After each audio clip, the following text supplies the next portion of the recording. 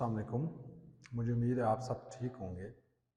Last time हम discuss कर रहे थे, पढ़ रहे थे passage of molecules across plasma membrane. हमने methods of passive transport discuss किए थे और उसके बाद हमने methods of active transport discuss किए थे, जिसमें से एक दो चीज़ें रह गई थी, उन्हीं को हमने आज देखना है। तो आइए चलते हैं लेक्चर की तरफ। तो आज का जो टॉपिक है हमारे पास वो है एक्सोसाइटोसिस। वो क्या है? एक्सोसाइटोसिस। अब ये दो चीजों का कॉम्बिनेशन है। देखिए बेटा, साइटोसिस आपने पढ़ा था, इनगल्फिंग को कहते हैं। एक्सो का मतलब होता है आउटसाइड, यानी कि सेल जो है ना वो चीजों को अंदर से बाहर भी भेजता है। जिस प्रोसेस के जरिए भेजता है इसको हम क्या कहते हैं? एक्सोसाइटोसिस। ये बिल्कुल रिवर्स है किसका? एंडोसाइटोसिस का। और ये एक्टिव ट्रांसपोर्ट में आता है, क्योंकि इसमें भी प्लाज्मा मेम्ब्रेन एनर्जी का एक्सपेंडिचर करके फिर चीजों को बाहर भेजती है।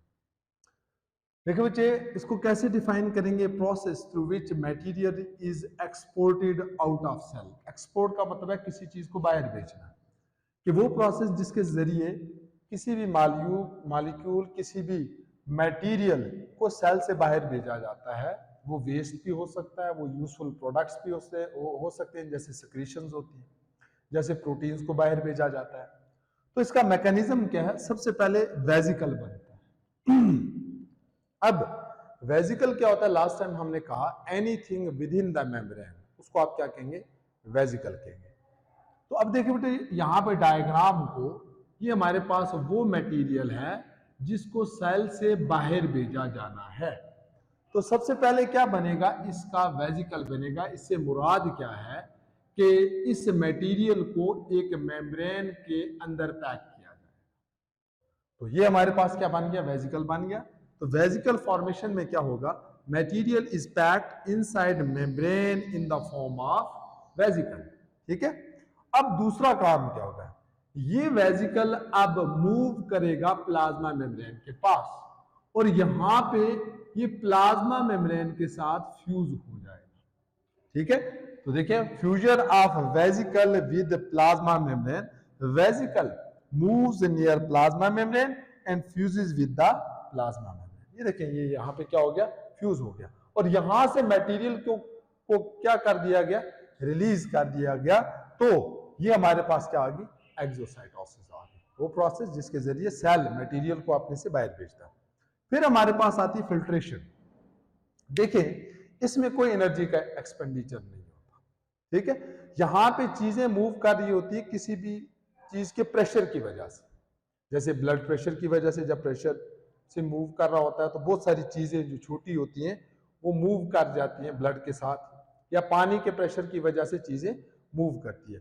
तो process by which small molecules are forced to move across plasma membrane with the aid of hydrostatic pressure और ब्लड प्रेशर। कि ये एक ऐसा प्रोसेस है जिसमें छोटी स्मॉल मॉलिक्यूल्स वो मूव करते हैं प्लाज्मा मेम्ब्रेन में, किसकी मदद से? With the aid of hydrostatic pressure की वजह से। अब हाइड्रोस्टेटिक प्रेशर कौन सा है? Pressure generated by the water, और with the aid of blood pressure. तो इसको आप क्या कहेंगे? फिल्ट्रेशन कहेंगे। अब हमने इसकी क्या देनी है? एग्जांपल देनी।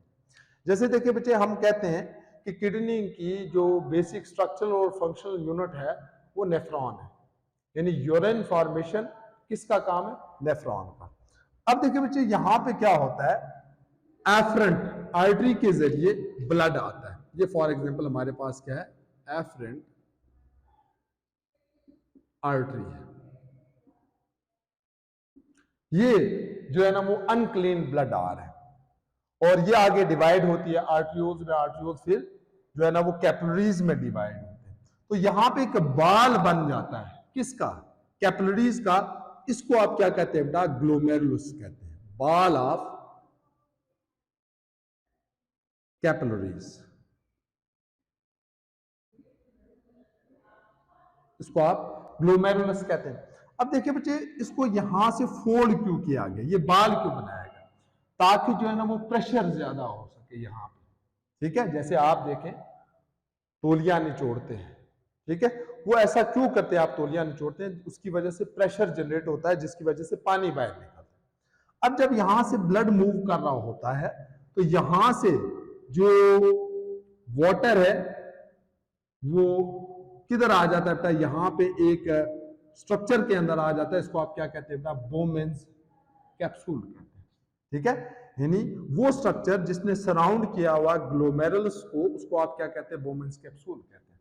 तो यहां से पानी हो गया, साल्ट्स हो गए, वेस्ट हो गए, वो किधर आ जाएगा बेटा, बोमेंस कैप्सूल के अंदर आ जाएगा। ठीक है, और एक बात याद रखेंगे, जब ये काम हो रहा होगा तो यहां से लार्ज मॉलिक्यूल जैसे रेड ब्लड सेल्स हैं वो कभी भी बाहर नहीं आ सकते। इस तरह लार्ज जो प्रोटीन्स हैं वो कभी भी बाहर नहीं आ सकती फिल्ट्रेशन की वजह से। ये फिल्ट्रेशन मूवमेंट है स्मॉल मॉलिक्यूल्स। तो देखिए बच्चे, यहां से फिर मूव करेगा ये प्रॉक्सिमल कन्वोल्यूटेड ट्यूब्यूल। ठीक है, ये आगे स्ट्रक्चर आप देखेंगे, फिर लूप ऑफ हेनले, फिर डीसीटी में, फिर कलेक्टिंग डक्ट में जाएगा। ठीक है, तो फिर आगे जो है ना वो कलेक्टिंग डक्ट जो है ना वो आगे इसको मूव करवाएगी यूरिनरी सिस्टम में। ठीक है, तो यहां से जो मूवमेंट हुई है पानी की, कहां से, ग्लोमेरुलस से बोमेंस कैप्सूल में, ये किस वजह से हुई है, फिल्ट्रेशन की वजह से, मतलब हाइड्रोस्टेटिक प्रेशर की वजह से हुई है। तो देखिए बच्चे, in kidney water and dissolved molecules in blood move from glomerulus to Bowman's capsule, किस वजह से, फिल्ट्रेशन की वजह से। This movement occur through plasma membrane of cells of glomerulus. देखिए बच्चे, ग्लोमेरुलस के जो सेल्स हैं इनको आप पोडोसाइट्स कहते हैं। Cells of glomerulus are called as podocyte. तो यहां से जो चीजों की मूवमेंट हुई है ये किसकी वजह से हुई है, ये फिल्ट्रेशन की वजह से हुई है, यानी ये हाइड्रोस्टेटिक प्रेशर की वजह या ब्लड प्रेशर की वजह से हुई है। तो इसमें लार्ज मॉलिक्यूल्स की मूवमेंट नहीं होती, इसमें सिर्फ स्मॉल मॉलिक्यूल्स की मूवमेंट होती है। अब हम कंक्लूड करते हैं सारे लेक्चर को, यानी passage of molecules across plasma membrane को अगर हम कंक्लूड करें एक टेबल की सूरत में। देखिए बच्चे, सबसे पहले यहां पे हमने वो प्रोसेस का नाम लिखा है, पैसेज थ्रू के डायरेक्ट होती है, इनडायरेक्ट होती है, और साथ में हमने देखनी है एग्जाम्पल जो है ना वो क्या है, मिसाल क्या है। देखिए, सबसे पहला प्रोसेस हमारे पास क्या था, डिफ्यूजन था। तो आपने कहा था movement of molecules from high concentration to low concentration without expenditure of energy, यानी यहां पे प्लाज्मा मेम्ब्रेन एनर्जी एक्सपेंड नहीं करती। ठीक है, तो इसीलिए ये डायरेक्ट होगी, इस पे कोई एनर्जी का एक्सपेंस नहीं होगा, प्लाज्मा मेम्ब्रेन रोकेगी नहीं, बल्कि ये मॉलिक्यूल्स जो है ना वो सेल के अंदर चले जाएंगे। तो इसकी आप एग्जांपल क्या दे सकते हैं, movement of oxygen into the cell. ये जो ऑक्सीजन है ये डिफ्यूजन के जरिए किधर जाती है, सेल के अंदर जाती है। फिर ऑस्मोसिस आप कहते हैं वाटर की मूवमेंट के लिए आपने लफ्ज इस्तेमाल किया था, movement of water molecules from their high concentration to low concentration without expense of energy, या movement of water molecules from low solute concentration to high solute concentration. तो आप इसकी क्या एग्जांपल दे सकते हैं, जैसे हमने effect of tonicity on sale में पढ़ा था कि अगर आप सेल को हाइपोटोनिक सॉल्यूशन के अंदर डाल दें तो पानी सॉल्यूशन से मूव करेगा सेल के अंदर, भैया water movement into cell placed in hypotonic solution. फिर फैसिलिटेटेड डिफ्यूजन में भी ये भी पैसिव ट्रांसपोर्ट है, लेकिन यहां पे डिफ्यूजन हो रही होती है किसकी वजह से, ट्रांसपोर्ट प्रोटीन की वजह से।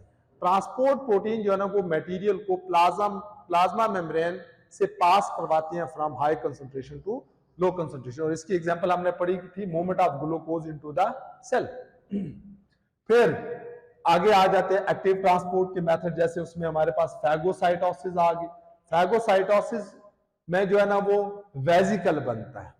ठीक है, और जैसे आप एग्जांपल दे सकते हैं, व्हाइट ब्लड सेल्स अपने अंदर बैक्टीरिया को जो है ना वो इंजेस्ट करते हैं, किसके जरिए, फैगोसाइटोसिस के जरिए। अगर लिक्विड मटेरियल वेजिकल बना के सेल के अंदर जा रहा है तो दैट इज पिनोसाइटोसिस। तो आप इसकी एग्जांपल दे सकते हैं, uptake of liquid nutrients by cell.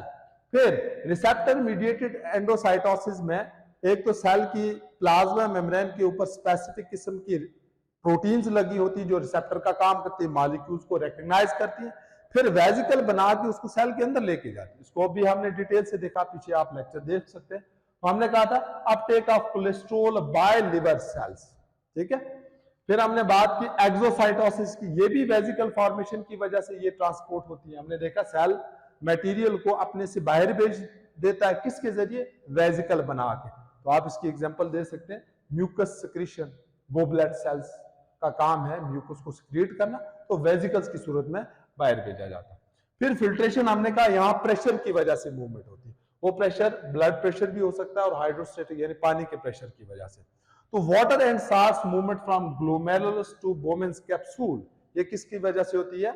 ये फिल्ट्रेशन की वजह से होती है। और एक्टिव ट्रांसपोर्ट अगर हम बात करें किसके जरिए? प्रोटीन के जरिए अगर हम बात करें, कैरियर प्रोटीन, क्योंकि हमने कहा था प्लाज्मा मेम्ब्रेन के अंदर जो लगी प्रोटीन्स हैं वो मटेरियल को या तो फैसिलिटेटेड डिफ्यूजन के जरिए मूव कर रही होती है या कैरियर प्रोटीन के तौर पे एक्ट करती है और एनर्जी एक्सपेंड करके फिर मॉलिक्यूल्स को मूव करवाती है।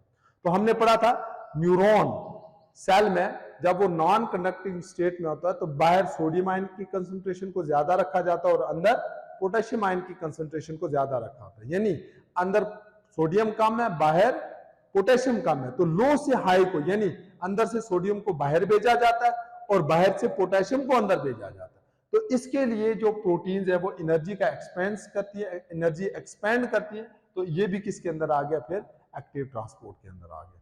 तो ये हमारा सारा लेक्चर था passage of molecules across plasma membrane. मुझे उम्मीद है कि आपको ये जो जितने भी मेथड्स हैं ट्रांसपोर्ट के अक्रॉस प्लाज्मा मेम्ब्रेन ये समझ आ गए। अगर इसके बावजूद भी आपको कोई सवाल है तो हमसे जरूर पूछिएगा कमेंट सेक्शन में। बहुत बहुत शुक्रिया, अपना ख्याल रखिएगा। अल्लाह हाफिज।